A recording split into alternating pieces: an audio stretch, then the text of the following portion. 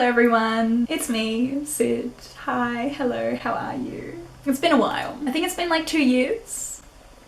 So sorry about that. But hi, I'm back. Hello, hello. Today I'm going to be doing a book review on A Court of Thorns and Roses by Sarah J. Maas. And I'm really excited to talk about this book because I'm finally reading about this world of fairies. And if you know me, you know that I love fairies with my whole heart and soul. I am a fairy girl. I have fairies everywhere. I love fairies. So I'm very excited to dive into this realm, into this world. But before I go into this book review, I wanted to give you a little bit of an update to say that yes, it has been a long time since I've made a book review. Basically, I have discovered, and look, I've always known this about myself, but let's say I've accepted that I am a slow reader. I'm not a fast reader.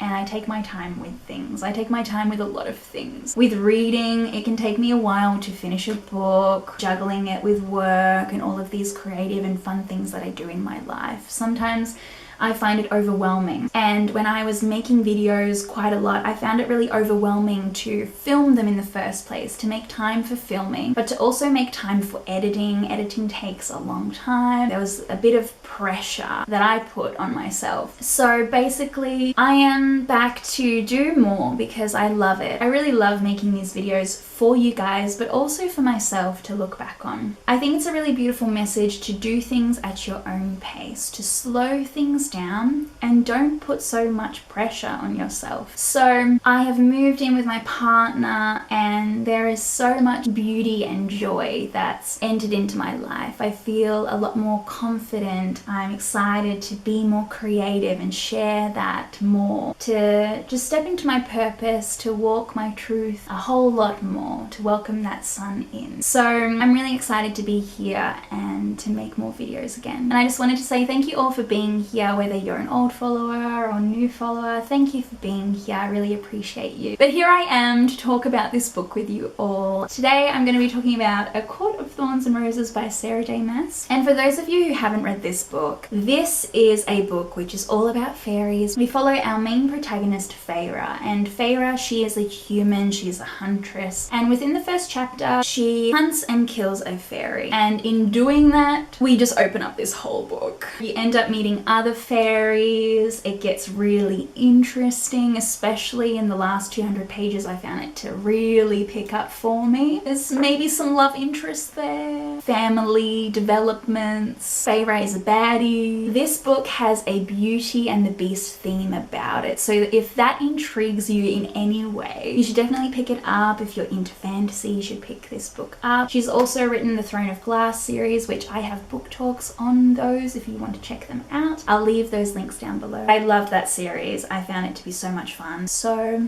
yeah, if you haven't read this book, you should. And when you do, come back and we can talk about it. For those of you who have read this book, we've got some talking to do. So here we go. In 3, 2, 1. Okay, so I must say with this book, it was a bit of a slow burn for me.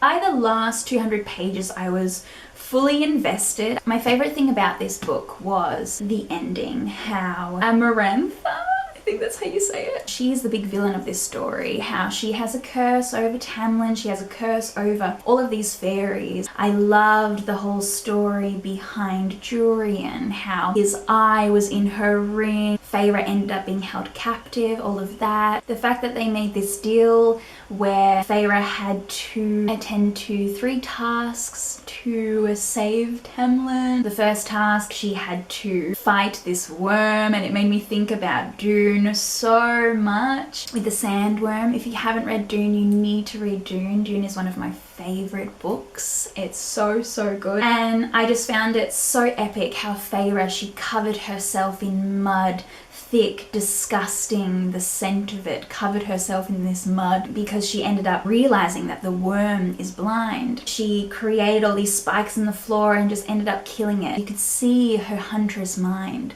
so evolved in that moment. It was epic. And then you have the second task. I forgot that Feyre cannot read. We're taught from a young age knowledge that we should be taught from a young age of how to read, this was something that Feyre never encompassed, never learned. And I found that to be really sad for her because there was a lot of shame around that. There was a question and she was given 3 answers to pick from, but she couldn't even read it. I wish that we knew what that question was. I'm sure that Sarah maybe in interviews answered what that question was maybe, but I found that to be very interesting. We have these 2 characters, Tamlin and Rhysand. I might end up saying Rhysand because that's how I read his name in my mind. Tamlin is the big love interest of this book, as you know. Throughout reading it, I didn't love him. He's not my person. He's not my type of guy I'd go for. Or, I don't know, I just wasn't really interested in their love story. Even though it was very beautiful in parts, I just found it, something was always off for me, and I don't know why. I'm excited to read the rest of the books to understand this love story a bit more. I found their love grew very quickly and just, I don't know, I'm not a fan of Tamlin for some reason. For some reason, I'm just not a fan of him. I don't know why, I'm not. Definitely at the beginning with Rhysand, he is the type of character that is also very disturbing and quite rude to Feyre, which makes sense because he was tied to Amarantha. He was awful to Feyre in many parts of this book, so I'm not here saying that I approve of any of those moments, but there's something about him that really intrigues me, and I'm actually really excited for the next book that's going to dive a lot more into his world. The fact that Feyre is bound to him for the rest of her life, that she has to spend a week with him every month at his night court. I'm really excited to read that. I ended up loving his character because I found him really intriguing, and there's something about me that's a bit weird where I love the kind of more villainous, cheeky characters, which is probably the whole point. I have a feeling there's something that's going to be unpacked here from Sarah with him. She ended up having this big tattoo run down her arm, and at first I was like, this is so cheesy, a tattoo that has all these flowers, an eye on her hand. I think it would have been a lot cooler if it was like a particular marking, but instead it was the whole arm. I found that a bit like, I don't know, extra. And for this second task, it was crucial that she had this. The eye, every time she leaned towards the different answers, this eye would like throb and give her pain to tell her that's the wrong answer. And I love that because Rhysand has this really interesting thing about him where he can go into people's minds, he can control them. It's a very dark power that he has. I found that to be really awesome that they ended up cheating and he helped her go towards the right answer, because she would have actually gone for the wrong answer. She was saying in her head, oh, 2 must be the right answer because Tamlin and me, that makes 2, you know, it's better than being on your own, being number 1, all of this bullshit, which I thought was really funny because that's not how it works. You need to be able to read to know what the question is to understand what the answer is. So I found that really, really funny. It's like the first moment really where we properly see Rhysand is trying to help her. None of the fairies want to be controlled by Amarantha. They don't want that. They want to be free. You then have the third task, which blew my mind, where Amarantha, probably her darkest moment, Feyre had to murder these 3 innocent fairies. You have these 2 fairies who we don't know who they are, but they're completely innocent and they're there. And then you have this third fairy who ends up being Tamlin. At the beginning, I thought it was going to be Feyre's family, 3 of them, one by one, which would have been horrible, like her 2 sisters and then father. That's what I thought, that maybe they ended up finding out what her last name was and ended up finding her family. I thought that was what this was going to be, which would have been such a darker twist. I completely forgot that whole conversation that happened earlier in the book where Tamlin, he doesn't really have a heart, or his heart is made of stone, so he ended up surviving. I really loved how that all clicked for her, but it was devastating to read about how she ended up killing these 2 innocent fairies. Yes, she's being selfish because she wants to be with Tamlin, but in doing this, she's saving everybody. She's bringing freedom to everybody. It was a really big decision that she had to make. So that all happened, and we had this riddle from Amarantha. If answered correctly, everything would just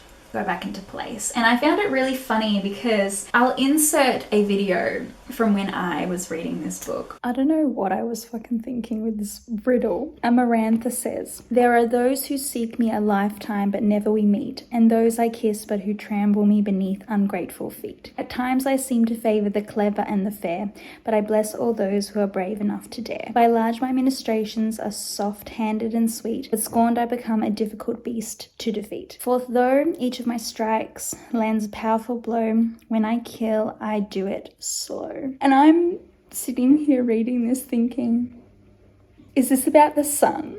Is this about sunburn that can turn cancerous? And then Feyre says it's love. The answer to the riddle is love. What?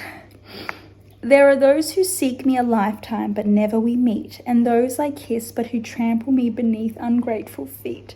I'm thinking, yeah, being sun-kissed. At times I seem to favour the clever and the fair, but I bless all those who are brave enough to dare. Those of us who will sit on the beach, exposed to the sun. For though each of my strikes lands a powerful blow, when I kill, I do it slow. My mind did not go to love at all. I look crazy right now. It's like 12 o'clock. I've been reading this all day. My goodness. My goodness. With this whole riddle thing, I was laughing at myself because I'm so bad at riddles and I had no idea what they were talking about. It's probably like the easiest riddle. I just had no idea what we were talking about. Instead, I was thinking about skin cancer, thinking about the sun.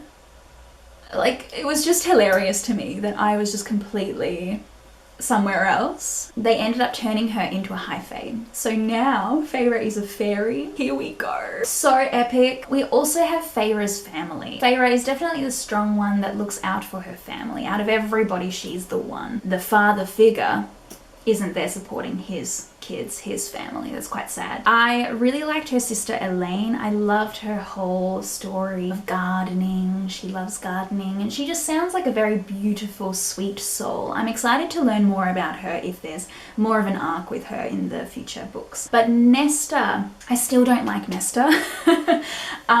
Nesta is very cold. She really had that to her. Nesta has the same values that Feyre does, where she has this strength to her and wanted to save and help Feyre. Out of the two sisters, I definitely favour Elaine. We have this curse with Tamlin, where if he ends up finding a human who kills a fairy that is linked to him, if she ends up falling in love and saying, I love you, to Tamlin, his curse will be gone and everyone will be free. But he sends her away, seeing how Feyre was so close to saying I love you that she almost did. This whole ending with these tasks didn't have to happen. Yeah, I found that to be ridiculous how Tamlin sent Feyre away when she was about to say the words to him.